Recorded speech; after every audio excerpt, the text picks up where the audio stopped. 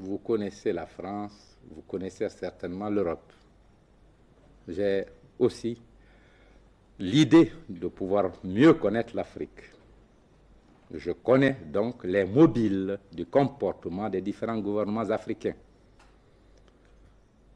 Ce qui semble être la liberté n'est pas la liberté. Et peut-être que les choses s'expliquent par la nature des régimes constitués dans certains pays africains. Des États qui ne reposent pas du tout sur la liberté, la souveraineté, la responsabilité du peuple. Le cas guinéen est tout différent. Ici, c'est le peuple qui est au pouvoir. C'est lui qui dicte à son gouvernement ce que ce dernier doit faire en politique intérieure et en politique extérieure. C'est pourquoi nous disons, non seulement vis-à-vis de la France, mais vis-à-vis de tous les autres pays, la Guinée est une nation souveraine qui n'abdiquera jamais ses responsabilités et qui a une haute conscience de la dignité qu'une nation doit pouvoir préserver à son profit. C'est pourquoi nous disons, la Guinée traitera avec la France sur la base des négociations, des résultats des négociations entre la France et elle. Mais elle n'adoptera pas la position de certains pays africains, que nous qualifions d'ailleurs de pays néocolonisés. Et nous pouvons vous en donner la preuve qu'ils sont néocolonisés. La Guinée est incontestablement le pays le plus riche de l'ancienne Afrique francophone, avec des réserves estimées, dit-on, à plus de 4 milliards de tonnes de minerais.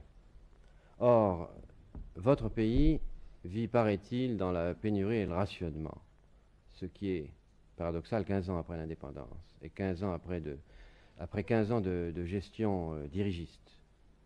C'est une erreur que j'excuse, sachant parfaitement la vaste campagne de discrédit organisée par la presse capitaliste contre la Guinée révolutionnaire.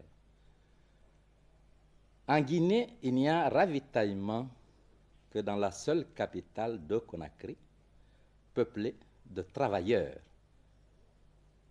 Toutes les autres régions produisent le riz et arrivent à se suffire. Mais vous Par contre, dans les zones industrielles de Boké, de Fria et de Conakry, il y a eu, pendant ces 4 dernières années, nécessité d'importation du riz pour assurer l'alimentation correcte de la population et pour que des commerçants ne tirent pas profit de ces denrées importées, le rationnement est organisé et tous les citoyens reçoivent une part égale. Il n'y a donc ravitaillement en alimentation que pour les villes de Conakry, de Fria et de Boké, 3 centres industriels, mais pas pour la Guinée. On affirme que seul le secteur d'activité où intervient le capitalisme étranger est prospère. Je ne connais pas ce secteur où intervient le capitalisme étranger, puisqu'en Guinée, tous les secteurs économiques sont dirigés par l'État et appartiennent à la nation guinéenne. Vous avez des partenaires étrangers, américains notamment. C'est à Fria où il y a des Français et des Américains, mais cela c'est pour la production de l'alumine, c'est tout. Et on dit que, en dehors de ces secteurs où précisément intervient le capital étranger, Oui. très directement, Oui. secteur qui est prospère, Comment prospère? qui est plein de promesses. Comment? Comment? C'est parce que c'est un secteur rentable pour vous. Comment rentable? Parce qu'il vous fait Puisque faire vous des devez le bénéfices. savoir mieux que moi. Comment? Vous en espérez des bénéfices de cette association. Comment? Comment? Si vous vous êtes associé avec des groupes étrangers, c'est pour faire des bénéfices. Non, je m'excuse. Nous venons d'être associés à ce groupe et ce sera pour compter du 1er janvier 1974 que la société capitaliste privée FRIA deviendra une société d'économie mixte.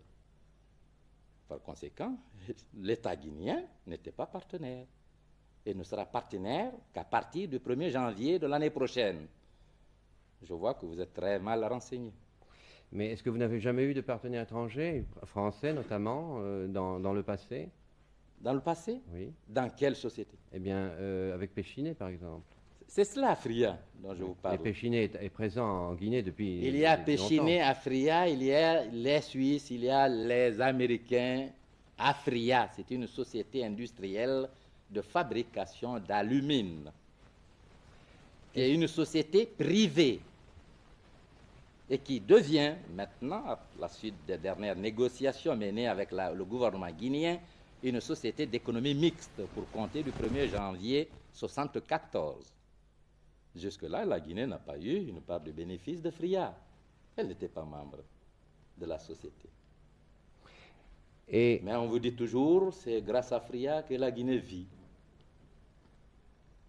Tout cela dénote la fausse information donnée au peuple français pour l'induire en erreur. Et cela explique aussi la gravité du rôle joué par certaines autorités françaises.